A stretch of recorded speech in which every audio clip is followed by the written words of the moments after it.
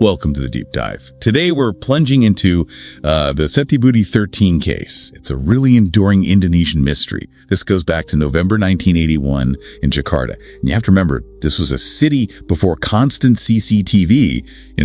Your sources detail this absolutely chilling discovery. So our mission today is to unpack how this truly bizarre and brutal crime left such a mark, even though it was never actually solved. Yeah, it's fascinating, really, how something like this could just shatter a city's sense of security back then. So picture this. November 23rd, 1981, busy street, Jalan Sudirman. Two security guards notice these two big cardboard boxes. And yeah, they're swarming with flies. There's this awful smell. Okay, wait, so guards find suspicious smelly boxes. What happens? Well, this is where it first goes wrong. They flag down a traffic cop, and he just dismisses them, tells them to, ignore it. Wow, okay, so that crucial early moment lost. Exactly. So then, later, two homeless guys, scavengers, they try to open the boxes hoping for wall scraps or something useful. Instead, they start screaming. Oh no, what do they find? A horrifying truth. One box, it had a severed human head and 13 pieces of bone.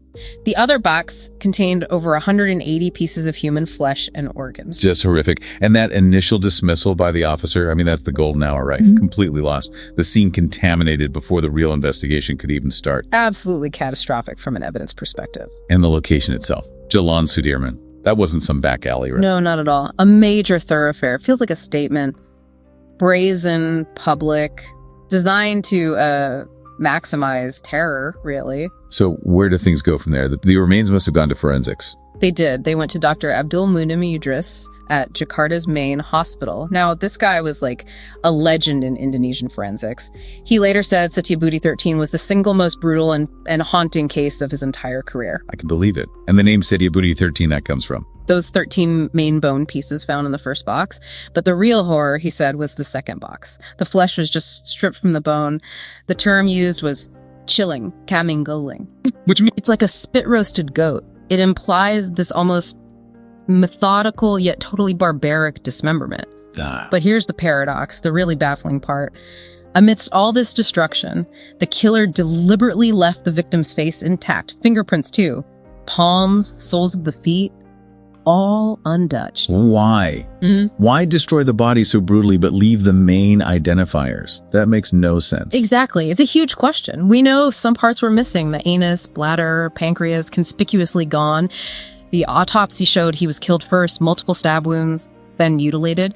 They found friction marks, probably from a hacksaw. Okay. And it looked like the work was done in a bathroom. There wasn't much blood at the scene, and the fingertips were wrinkled, suggesting the body was washed. So some level of planning, maybe forensic awareness. It seems like it. The victim profile was pretty specific too. Yeah. 18 to 21 years old, about 5'5", sturdy build. He had a mole, and the specific medical condition, phimosis. Things that should have helped identify him. This mix of clinical skill in the dismemberment and washing, but then this profound desecration, it's deeply disturbing. It feels like a taunt. The killer left clues, but maybe clues they knew the 1981 police, without national databases or advanced tech, couldn't really use effectively. So the investigation, it just fizzled out. Pretty much chasing ghosts. They traced the plastic bags the parts were wrapped in, but only to a really broad area, not helpful. And get this, inside one box, they found 3 pristine newspapers, but they were dated 3 months before the murder. Weird. What did that mean? Nobody knows. It just added to the confusion, became another dead end. They released a sketch based on the intact head. Hundreds of families came to the morgue, desperate, hoping maybe it wasn't their missing loved one. But nobody claimed him, nobody recognized him. How long did they keep trying?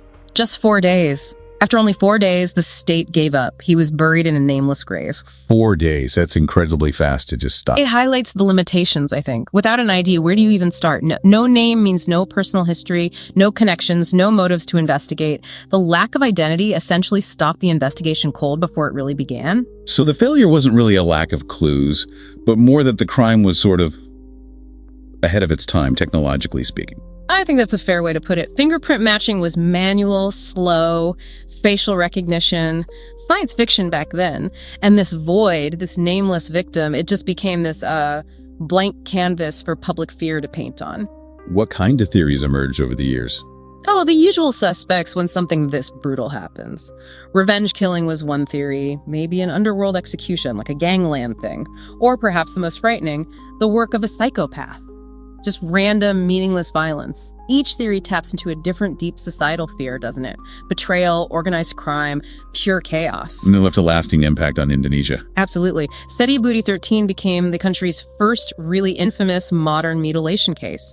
It even inspired a copycat killer in 1989, disturbingly enough. A dark legacy. But maybe the most shocking part of this whole story, the final twist, comes from the law itself, doesn't it? Yes, the Indonesian Criminal Code. It has a statute of limitations for serious crimes, including murder. And for murder, it's 18 years. 18 years. So the crime happened in November 1981. Which means in November 1999, the clock ran out. So even if the killer confessed today, legally, nothing could be done. They could walk into a police station, lay it all out, and they could not be prosecuted. The case isn't just cold, it's legally dead. that's astounding. A permanent denial of justice baked into the system. It really is. It makes the case a kind of haunting monument, a reminder that some crimes aren't just unsolved, they become legally unsolvable. So for you, our listeners, the deep dive leaves you with that chilling reality. Sometimes the law itself becomes the final barrier to justice. The mystery of the nameless victim, Setiabudi 13, truly endures.